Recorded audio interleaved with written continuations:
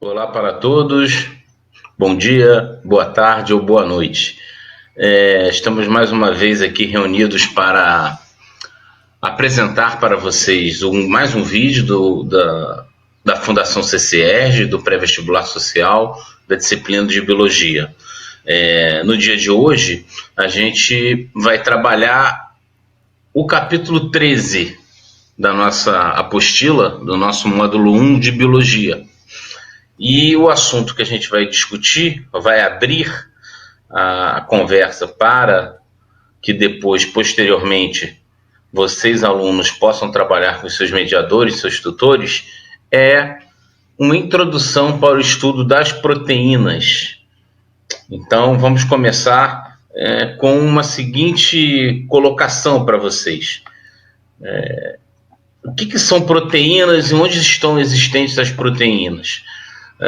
Se a gente pegar como um exemplo, a título de exemplo, de ilustração, uma amostra de sangue, todo mundo já fez exame de sangue, já tirou sangue num laboratório para determinar taxa de açúcar no sangue, para ver se estava diabético ou se estava com colesterol alto.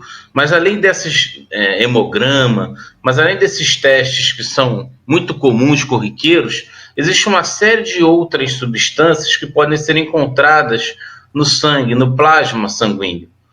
Então, quando você retira o sangue, se você usa algum anticoagulante, você vai separar o sangue no hematócrito, nos elementos figurados, nos leucócitos, mas vai ter uma parte acima desse tubo de ensaio que é o plasma. E o que tem nesse plasma? Você vai encontrar água, quase 90% do plasma é formado por água. Você vai encontrar glicose, você vai encontrar lipoproteínas, melhor dizendo, o colesterol, o HDL, chamado bom colesterol, o LDL, o mau colesterol, os triglicerídeos. Mas vamos encontrar também outras substâncias, hormônios, enzimas, proteínas de transporte, albumina, proteínas ligadas à coagulação do sangue. E a gente vai encontrar uma série de substâncias que são classificadas como proteínas, além das substâncias que são açúcares, que são lipídios ou são lipídios associadas também a proteínas, como o LDL, o HDL e outras. Então as proteínas elas têm uma grande predominância, não só no sangue, mas em uma série de outras estruturas do corpo. Por exemplo, a melanina que forma a pigmentação da pele, a queratina do cabelo, o colágeno. Então, as proteínas estão distribuídas em todo o nosso corpo, desempenhando uma série de funções. Os hormônios, muitos hormônios são fundamentais, são proteínas, muitos hormônios são proteínas e são fundamentais para o controle do funcionamento corporal, do organismo.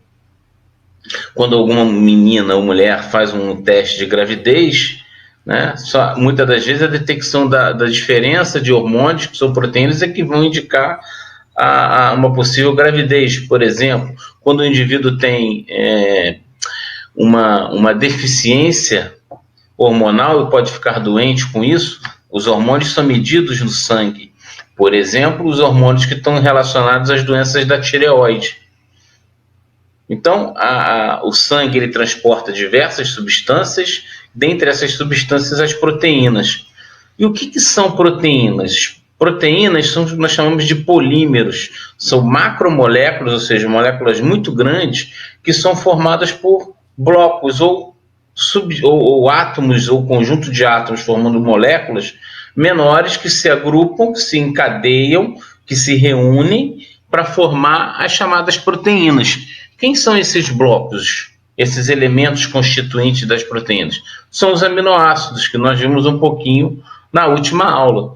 E aí é importante a gente saber que o aminoácido ele tem um carbono tetravalente, e aí, neste sentido, vocês vão poder conseguir, a partir da observação dessa fórmula geral de um aminoácido, estou passando aqui a setinha do mouse, encontrar o quê?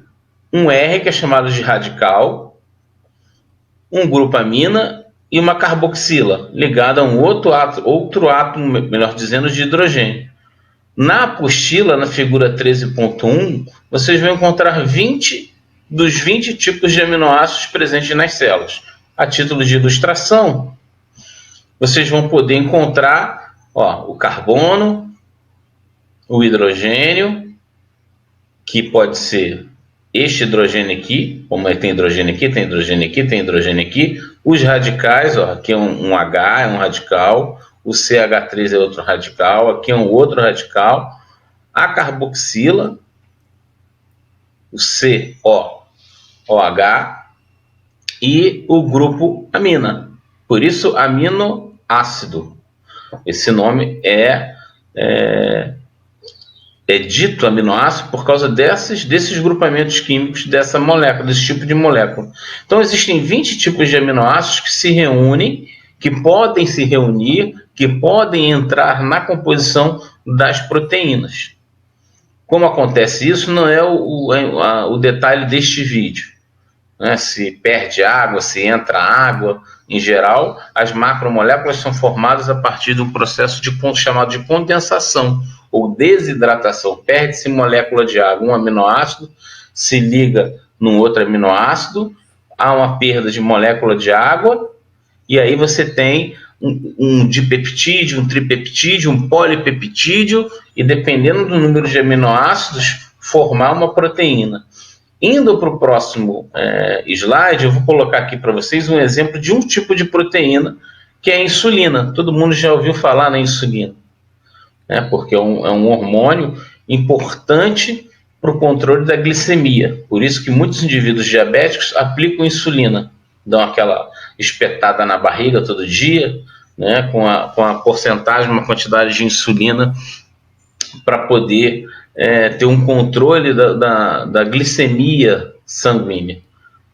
E aí, é importante vocês perceberem o seguinte, que na molécula de insulina, nós temos duas cadeias de aminoácidos. Então, é importante a gente ter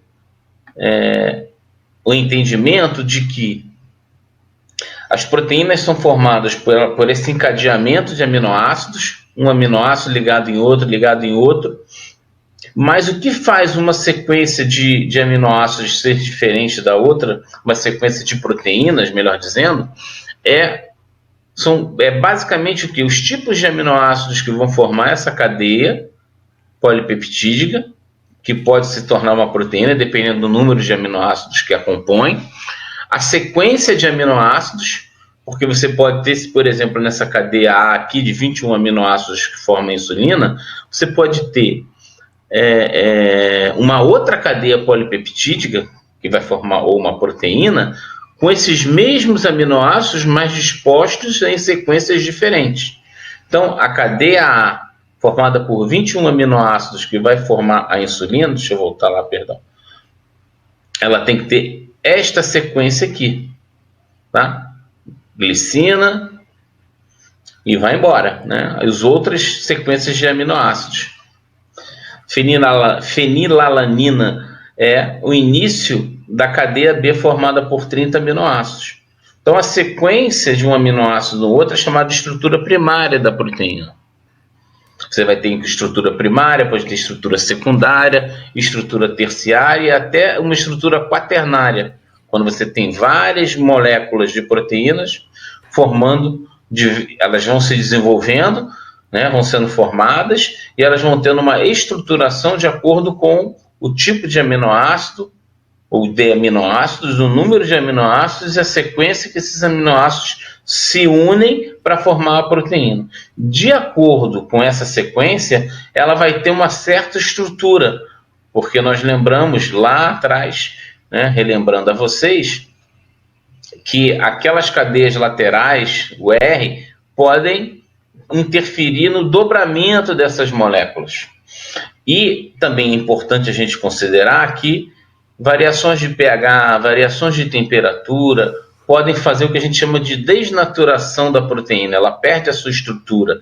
E ao perder a sua estrutura, ela perde a sua função. Algo que a gente vai discutir também na próxima aula, que vai ser sobre enzimas, que vai ser um estudo, um vídeo sobre o capítulo 14, né, do nosso módulo 1. Então, voltando aqui, na molécula de insulina, teremos, né, ou temos, melhor dizendo, uma cadeia A formada por 21 aminoácidos e a cadeia B formada por 30 aminoácidos. A cadeia A é essa estrutura azul e a cadeia B formada por essa estrutura em verde. Essas cadeias de aminoácidos que formam proteínas formam uma conformação estrutural, originam conformações estruturais e elas se reúnem para formar a molécula de insulina. É importante a gente descobrir descobrir o seguinte, que as proteínas, como um resumo, são polímeros de aminoácidos, ou seja, são encadeamento de aminoácidos, podem ser no máximo 20 aminoácidos, entram 20 aminoácidos na composição dessa proteína. A sequência de aminoácidos e como esses aminoácidos interagem entre si vão determinar a estrutura da proteína. E a forma da proteína, dependendo do formato da proteína, ela vai ter uma função específica. Então, sequência de aminoácidos, o número de aminoácidos e os tipos de aminoácidos vão determinar uma forma da proteína, uma estrutura da proteína e, consequentemente, essa estrutura da proteína vai ter uma função específica, seja uma função hormonal, seja uma função de enzima, seja uma função estrutural do nosso corpo, como a queratina, como a melanina e muitas outras proteínas que formam o corpo humano, junto com outras biomoléculas que nós falamos na aula passada, proteínas, glicídios, lipídios, ácidos nucleicos, a água. Então é importante relembrar um pouco a aula anterior, capítulo 12, e como atividades importantes para esta semana é fazer a leitura do capítulo 13, discutir os conteúdos do capítulo 13 com os seus mediadores, com os seus tutores, desenvolver as atividades do capítulo. Existem muitas atividades do capítulo que são fundamentais que vocês façam essas atividades, tentem fazer essas atividades, porque elas são reflexivas e elas vão favorecer o aprendizado desse conteúdo específico de proteínas existente no capítulo. E, evidentemente, ao surgir dúvidas, essas dúvidas precisam ser tiradas com os seus mediadores, que vêm dando um apoio a esse trabalho, vem desempenhando uma série de atividades com vocês. Eles têm essa liberdade de trabalhar e aprofundar os conteúdos aplicados nesses vídeos. E aí vocês, lendo o capítulo, desenvolvendo as atividades do capítulo e sistematizando as dúvidas de vocês, colocando no papel a dúvida que vocês têm, vocês podem discutir com os seus mediadores essas dúvidas. Eles vão poder esclarecer melhor o assunto da apostila, o assunto do capítulo que está sendo discutido a cada semana, nesta semana específica as proteínas, e aí vocês vão conseguir depois pegar exercícios de proteínas e desenvolver de outras substâncias também, né? Então essa é a ideia de trabalho desta semana. Na semana que vem nós vamos fazer um vídeo, né, de introdução às enzimas, que são proteínas muito especiais. Em geral são proteínas as enzimas,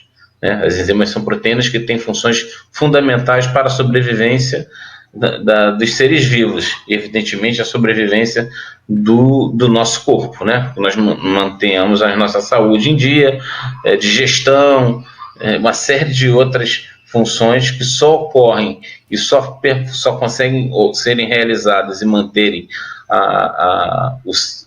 o nosso corpo em bom funcionamento graças às enzimas. É o assunto da semana que vem. Gostaria de agradecer em nome da Coordenação de Biologia e desejar a vocês muita saúde, continuem se cuidando e até a próxima.